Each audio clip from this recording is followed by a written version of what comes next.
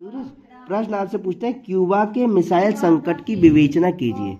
Cuba America के तट से लगा एक छोटा सा द्वीपीय देश है जिसका जुड़ाव सोवियत संघ से था। सोवियत संघ द्वारा क्यूबा को कूटनैतिक एवं वित्तीय सहायता प्राप्त होती थी। सन 1961 के अप्रैल माह में सोवियत संघ के लोग चिंतित थे कि अमेरिकी साम्यवादी द्वारा शासित क्यूबा पर आक्रमण कर सकता है, जिससे देश के राष्ट्रपति फिदेल कास्त्रो का तख्ता पलट हो जाएगा। इस चिंता तथा से को दृष्टिगत रखते हुए रूस के सैनिक स्थल के रूप में परिवर्तित करने का निर्णय लिया गया। सन 1962 में खुसरो ने क्यूबा में परमाणु मिसाइलें तैनात कर दी।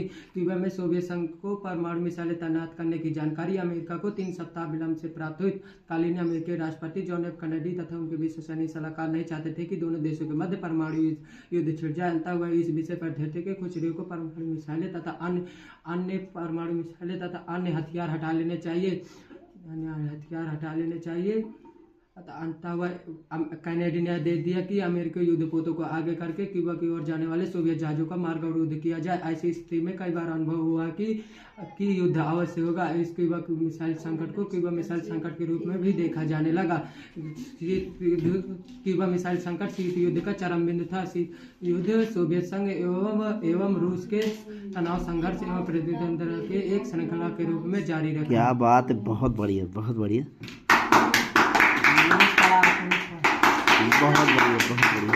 हाँ, शीत युद्ध किसे कहते हैं? शीत युद्ध एक ऐसा युद्ध है जिसमें हथियारों का इस्तेमाल नहीं किया जाता, बल्कि एक दूसरे पर आरोप लगाते हुए कंज कसते हैं। होता यह है कि जब दो देश किसी वैचारिक मतभेद से टकराते हैं और दुबानी जंग होती है, उसे शीत युद्ध कहते हैं।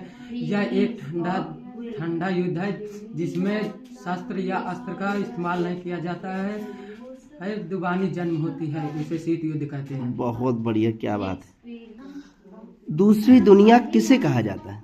दूसरी दुनिया द्वितीय विश्व युद्ध के बाद पूर्वी यूरोप के देश सोवियत संघ के कुछ में आगे सोवियत सेना ने इन सभी देशों को फांसीवादी ताकतों के चंगुल से मुक्त कराया तथा इन सभी देशों को राजनीतिक एवं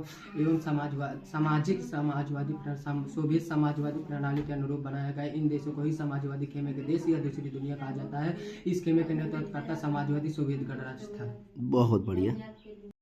अब प्रश्न ये है कि सोवियत संघ का विघटन कब हुआ और इस घटना को शीत युद्ध के अंत का प्रतीक क्यों माना जाता है? सन 1991 में सोवियत संघ का विघटन हुआ। इसे शीत युद्ध का प्रतीक माना जाता है। इस शीत युद्ध का प्रतीक माना जाता है। सोवियत संघ के 3 बड़े गणराज्य रूस, यूक्रेन और बेलारूस ने बोरिस येल्त्सिन के नेतृत्व में दिसंबर सन 1991 में सोवियत संघ की समाप्ति की घोषणा की। बहुत बढ़िया। अब अगला प्रश्न है, सोवियत संघ के विघटन का क्या कारण है? सोवियत संघ के विघटन का कारण प्रमुख निम्नलिखित है। नंबर 1, मिखाइल गोर्बाचेव खुलेपन की अवधारणा में सोवियत संघ के गणराज्यों को स्वतंत्रता की प्रेरणा दी। नंबर 2, साम्यवादी दल की शक्ति का निरंतर पतन होता गया। मिखाइल गोर्बाचेव ने सोवियत संघ की सैन्य शक्ति को कम करना प्रारंभ कर दी। नंबर 4, सोवियत संघ की अर्थव्यवस्था बदहाल थी। नंबर 5, सोवियत संघ में खदानों का संकट भी उत्पन्न हो गया। नंबर 6, सोवियत संघ ने गणराज्यों को सोवियत संघ के बिना उनकी इच्छा के विरुद्ध सोवियत संघ में अर्थात संकट भी उत्पन्न हो गए। बहुत बढ़िया, वेरी